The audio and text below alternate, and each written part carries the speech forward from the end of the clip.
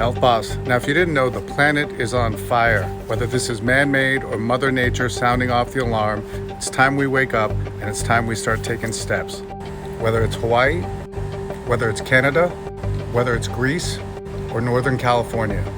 What are the necessary preventative steps that we can take to protect ourselves and our loved ones? Probably a good time to invest in some extra air filters because it looks like fire season is upon us. Some of you might want to invest in what's called an ozone air purifier. Not only does this attach to harmful particulates in the air, but it also gets rid of nasty smoke odors.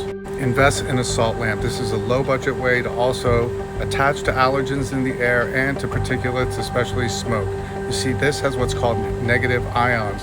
All the smoke in the air has a positive charge. The whole idea, you add a negative to a positive, you get zero. Now, logic dictates that you're gonna have to start wearing a mask, especially if you go outdoors. So the problem with many of these fires is that the surrounding areas in particular get affected, not only by smoke, but also by toxic air. Here are some natural remedy options if indeed you are starting to struggle and feel any kind of respiratory issue. Okay, here are some low budget recommendations and remedies that you can get at your local grocery store. Number one, ginger root. Make a tea out of this. This is gonna help your lungs. Number two, onions. Literally, start to eat more onions. This is gonna actually help to get rid of excessive mucus, and it's gonna act as a natural antibiotic. Watercress is an excellent natural way to get rid of phlegm and to help a cough. Make some tea with a handful of oregano, or you can do the same with a handful of thyme.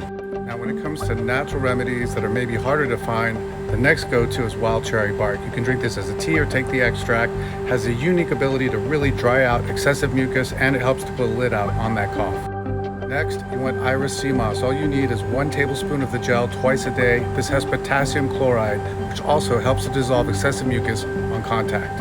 Mullein leaf extract, 1 milliliter, is also excellent to help deal with a coughing fit or any kind of respiratory crisis. Next, you want to explore black seed oil, half a teaspoon twice a day. Now, many people don't like the way it tastes. They compare it to turpentine, so you may want to take a capsule. Eye Bright, ordinarily used for eyes and allergies, is also excellent for respiratory problems. And next, you want to get oregano oil, cold pressed oregano oil. This stuff is some of the strongest, and to me, it's one of the best ways to deal with any kind of respiratory crisis. Second best to that would be thyme extract, which is also just as strong because it has the same anti-inflammatory, antibacterial, antifungal, antimicrobial properties.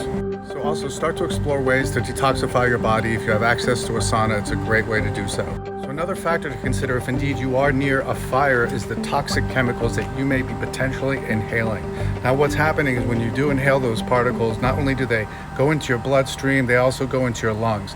One good way to get rid of this is with something called binders. My first go-to is something called activated charcoal. Now, if you didn't know, activated charcoal is so effective, they actually use this in the ER to pump people's stomach who are overdosing on drugs or who have food poisoning.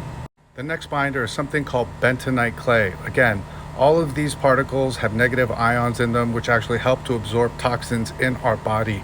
Factor in that the toxins in your body have a positive charge. Again, we're adding a negative to a positive. The whole goal is to get zero.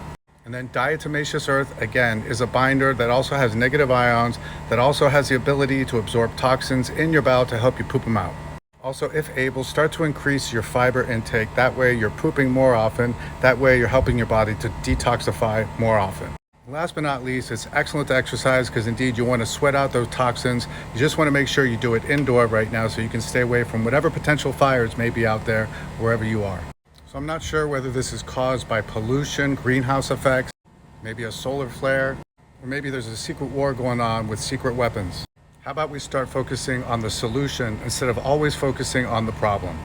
Whatever the case, I'm praying for Mother Earth. I'm praying for us that all of this heat, all of this madness comes to an end. And God forbid, if you are indeed exposed to any of this madness, I hope some of these recommendations help you and your loved ones. Health Boss.